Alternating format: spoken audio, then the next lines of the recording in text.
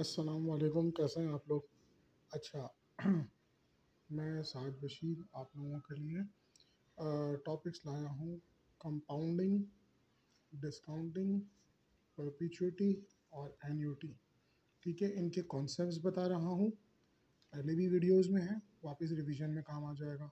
और इसको किस तरीके से हम आइडेंटिफाई करेंगे और क्वेश्चंस करवाऊंगा कुछ ना कुछ इसके रिलेटेड, ताकि आप लोगों के लिए बेहतर हो जाए प्रैक्टिस करना। ठीक है। अच्छा, सबसे पहले कंपाउंडिंग। कंपाउंडिंग मैंने आप लोगों को प्रीवियस वीडियोस में भी बताया है, क्लास में भी कराया है कि भाई कंपाउंडिंग का मतलब होता है कि अगर हम आज के पैसों को फ्यूचर में लेके जाएं।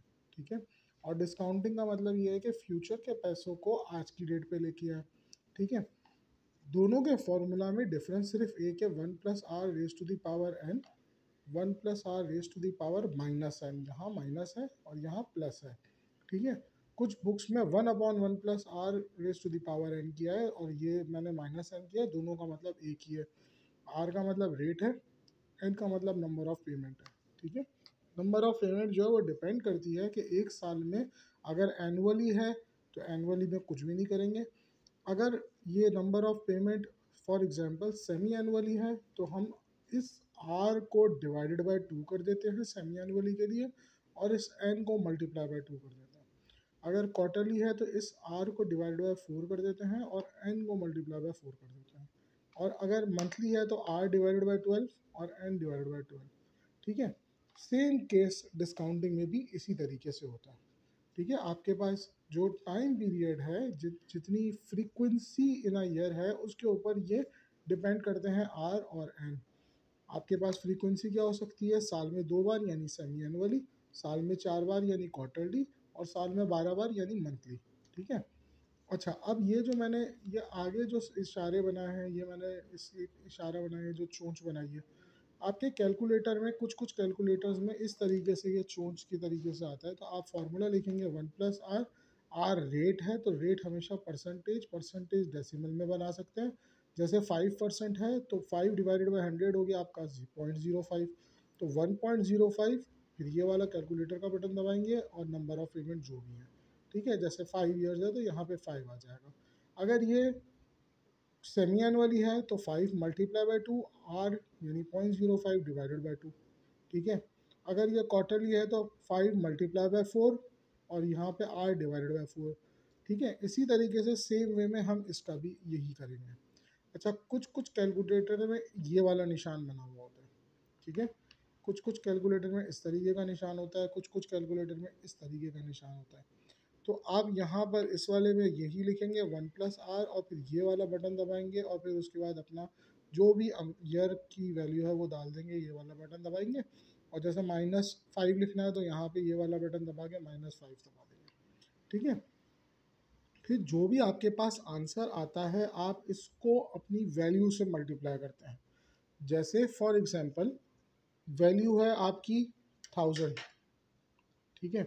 तो आप इसको 1000 से मल्टीप्लाई कर देंगे।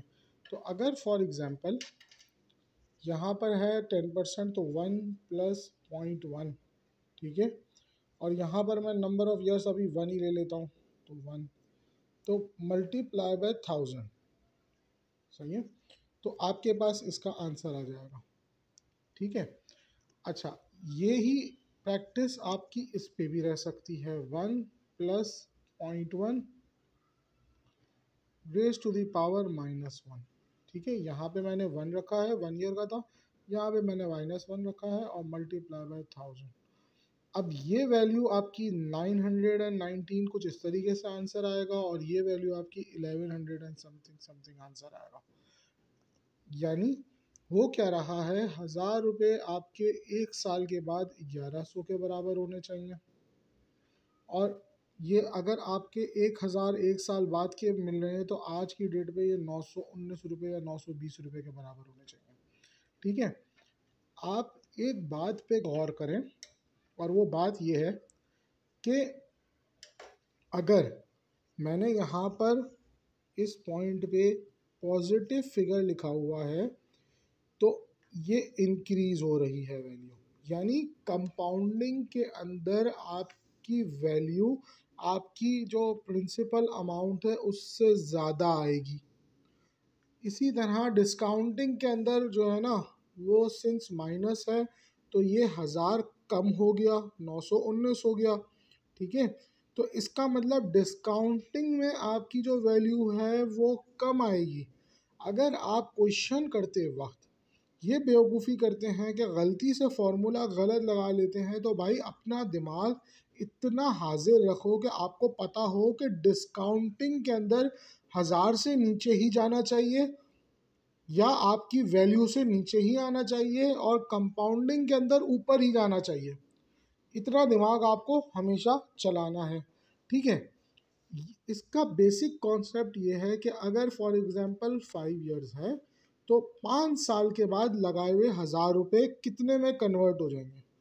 तो जो आपका पहले 1 ईयर में आंसर आ रहा है उसको आप 2 पे करते हैं, फिर 3 पे करते हैं, इस तरीके वाली पॉलिसी है।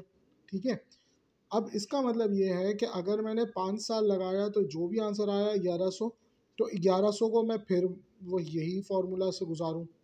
ठीक है, मल्टीप्लाई बाय 1.1। ठीक है, अच्छा ये 1.1 रेज टू द पावर 1 का आंसर 1 ही आना चाहिए।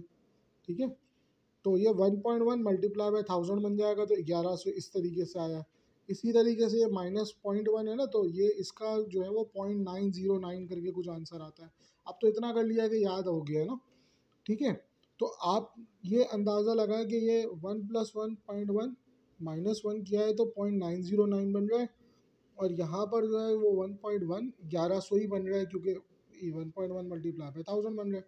ठीक है, तो आपको ये जहन में रखनी है चीज़ कि भाई मैं कंपाउंडिंग करते वक्त किस डायरेक्शन में जा रहा हूँ, और मैं डिस्काउंटिंग करते वक्त किस डायरेक्शन में जा रहा हूँ। कंपाउंडिंग करते वक्त मेरा पैसा आगे जा रहा है, डिस्काउंटिंग करते वक्त मेरा पैसा आज की डेट पे यानी पीछे आ रहा है। ठीक है, अच्छा अब परपीचुइटी का कॉन्सेप्ट ये है कि भाई अगर आपकी इनफ्लो कांस्टेंट है, यानी एक इनफ्लो, एक फॉर एग्जांपल 100 रुपये आपको सारी ज़िंदगी के लिए मिल रहे हैं, 100 रुपये सारी ज़िंदगी के लिए मिल रहे हैं, और रेट ऑफ इंटरेस्ट अगर 10% चल रहा है, तो आपको कितना पैसा इन्वेस्ट करना चाहिए, ये मेरा सवाल है। या मैं आपको ये बोलूँ कि भाई इनफ्लो जो है वो आपको 100 रुपये मिल रहा है और आपने पैसे लगाए थे 1000, तो ये रेट ऑफ इंटरेस्ट कितना होगा। इसका कॉन्सेप्ट ये है कि अगर ताहयात आपका इनफ्लो है, सही है, फॉर एवर, तो उस पैसे की वैल्यू आज की डेट पे कितना मैं इन्वेस्ट करूं। ठीक है, अच्छा ये रेट ऑफ इंटरेस्ट क्या होता है, बेसिकली बैंक वाले जो प्रीवेलिंग रेट ऑफ इंटरेस्ट दे रहे हैं ये वो है, आप उसको कंसिडर कर सकते हैं। ठीक है, कि मैं आपको बोलूँ कि एक काम करो यार, XYZ, तुम एक काम करो, मेरे लिए जो है ना अभी 10 लाख रुपए दे दो और सारी ज़िंदगी हर साल मुझसे 10,000 रुपये लेते रहो, तो मुझे ये काम करना चाहिए या मुझे ये काम नहीं करना चाहिए। तो मैं क्या करूँगा, मैं इनफ्लो लिखूँगा 10,000, आज में मार्केट प्रिवेलिंग रेट है फॉर एग्जांपल 0.1, तो मैं डिवाइडेड बाय 0.1 कर दूंगा, तो मुझे पता चलेगा कि भाई मुझे ये 10 लाख रुपए देने चाहिए या नहीं देने चाहिए। ठीक है, इसका इफेक्ट आता क्यों है, क्योंकि हर साल आपके पैसे की जो वैल्यू है वो रिड्यूस हो रही है। एक ऐसा वक्त आएगा कि ये 10,000 की कोई वैल्यू ही नहीं रहेगी, ऐसा है ना। आज की डेट में भाई, पहले अगर हमारे माँ बाप के ज़माने में चले जाएं तो 10 रुपये की वैल्यू बहुत बड़ी होती थी, आज की डेट में 10 रुपये की कोई वैल्यू ही नहीं है।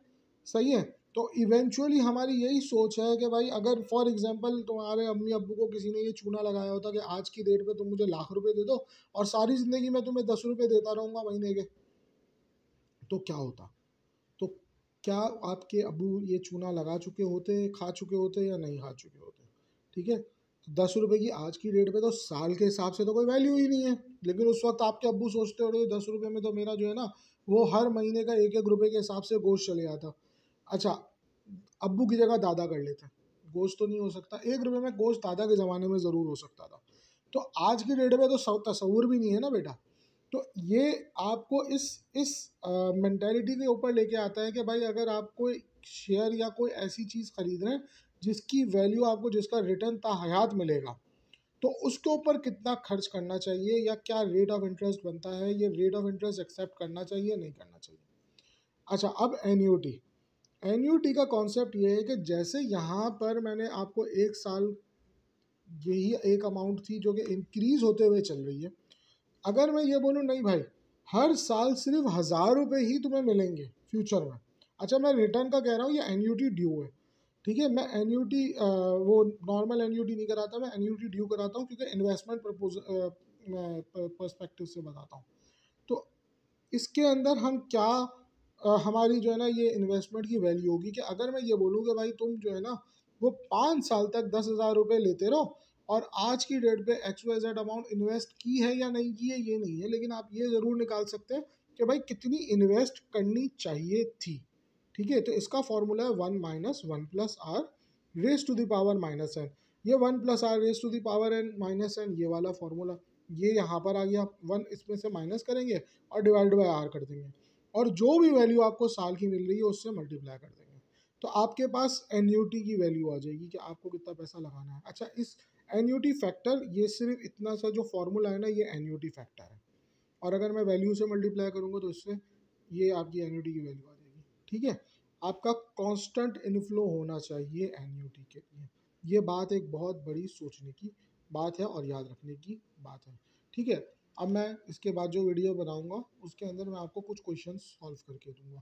यहाँ पे मैंने देखे क्वेश्चंस लिखे हुए भी हैं, ठीक है। उसका हम एनपीवी निकालेंगे, तो एनपीवी पे क्या इफेक्ट आता है, पेबैक पे क्या आता है, डिस्काउंटेड पे क्या आता है, फिर उसके बाद मैं आपको कमेंट्स में समझा दूंगा। तो ये सारी चीज़ें आपके लिए बहुत आसानी हो जाएंगी। फिर उसके बाद कुछ मैंने पेजेस खाली छोड़ा है, फिर एक सवाल और रखा है और उसके बाद इंशाल्लाह आपको ये कॉन्सेप्ट पूरा इंशाल्लाह समझ आ जाएगा। तो अब अगली वीडियो